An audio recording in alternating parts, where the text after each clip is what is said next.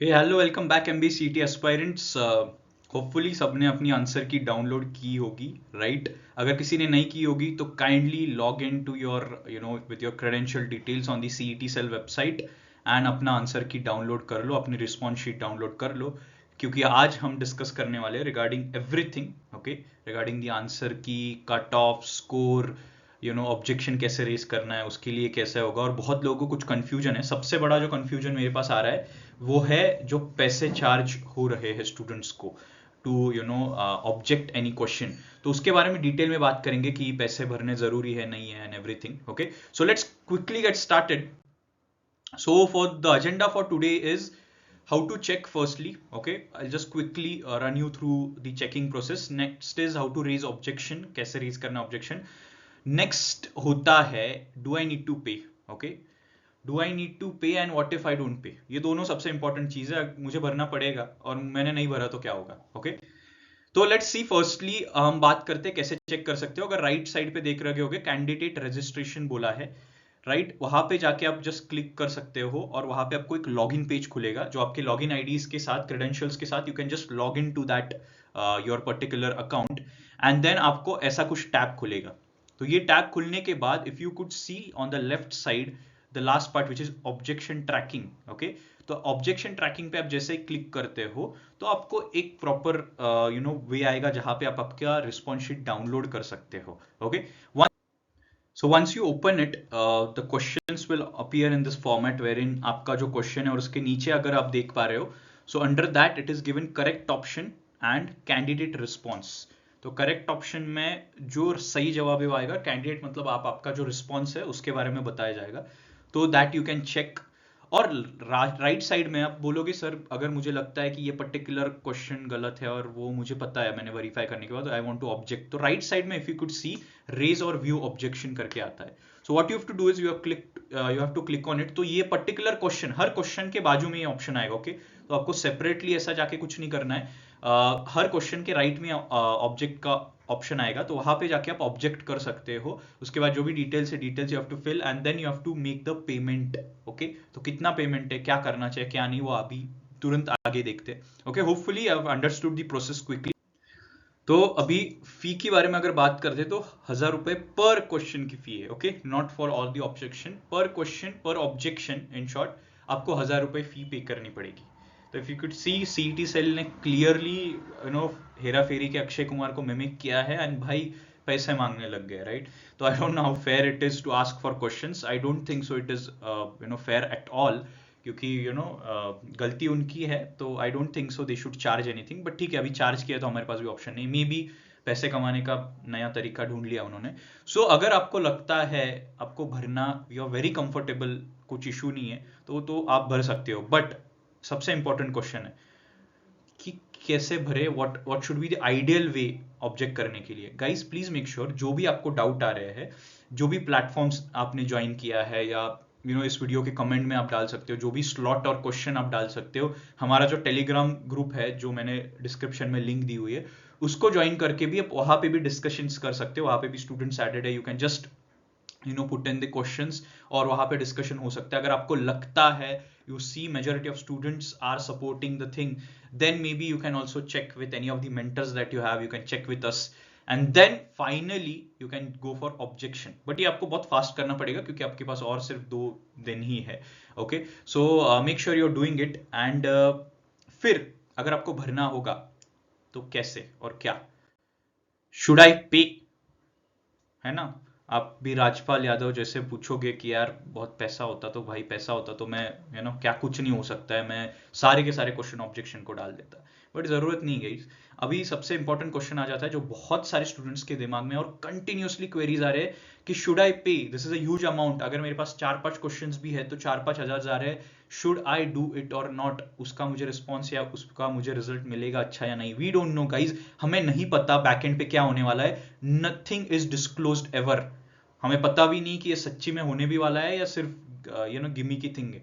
But होता भी है तो we don't know exactly how will it happen, right? किसी को भी सही और गलत चीजें नहीं पता। सो आपने पे करना चाहिए या नहीं करना चाहिए। तो अगर पकड़ लो आप पे करते हैं तो फिर तो कोई सीन ही नहीं है, राइट? इफ यू कुड पे, तो I would suggest what you can do is may be पे करने के टाइम पे आपका प्रिपरेशन का एक ग्रुप होगा, अगर नहीं है तो kindly join the Telegram group, वहां पे देख लो कितने लोगों ने कौन से क्वेश्चंस ऑब्जेक्ट किए हैं, आप आपके ऑब्जेक्शंस डालो, कमेंट में डाल दो, और उसके बाद देख लो किसी ने उस चीज को ऑब्जेक्ट ऑलरेडी किया है कि नहीं। आप हमारे साथ शेयर करो according to the slots and all.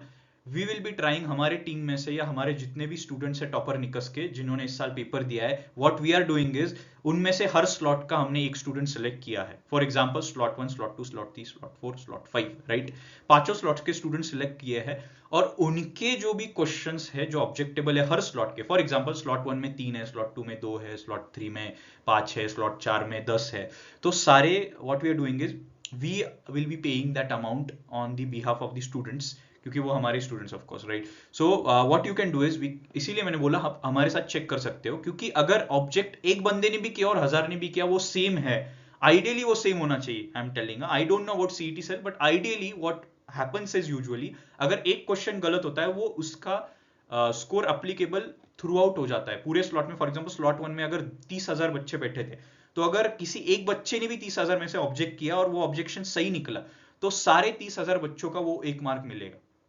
This is the case guys. तो अगर आपको लगता है कि आपके स्लॉट में से ऑलरेडी लोगों ने ऑब्जेक्शन रेज कर चुके हैं, then I don't think so you should pay, trust me, I don't think so. इसीलिए what we are saying is for your sake guys, it's for your betterment. Please comment में डाल दो, पूछ लो slot 4 का ये क्वेश्चन नंबर और question डाल दो। वी विल मेक श्योर कि हम हमारे स्टूडेंट्स के लिए कर रहे हैं, तो वी विल जस्ट रिस्पॉन्ड कि हमने ये क्वेश्चन को ऑब्जेक्शन रेज किया है कि नहीं। Okay, so make sure you are following Telegram या फिर कमेंट में, and please save on your 3-4-5,000, you don't know need to waste. Okay, benefit of doubt मिलेगा भाई, बिल्कुल मिलेगा ना, अगर आपका सही है तो बिल्कुल देंगे भाई मार्क्स, राइट। तो मार्क्स तो मिलेंगे, और मैंने जैसे बोला 30,000 में से एक भी बंदे ने रेज किया, सही निकला, तो सारे लोगों को आइडियली अप्लाई होता है। ओके, हर किसी ने सेपरेटली अप्लाई करने की जरूरत नहीं है, राइट, वरना तो सीईटी सेल तो माला माल हो जाएगा गाइज, है ना, और हम गरीब हो जाएंगे। This is simple thing. तो इसीलिए let's check together, stick together for this process, and we'll make sure कि हम विदाउट पे करते हुए, विदाउट पैसे पे करते हुए हम मार्क्स गेन कर रहे हैं, राइट। या सो व्हाट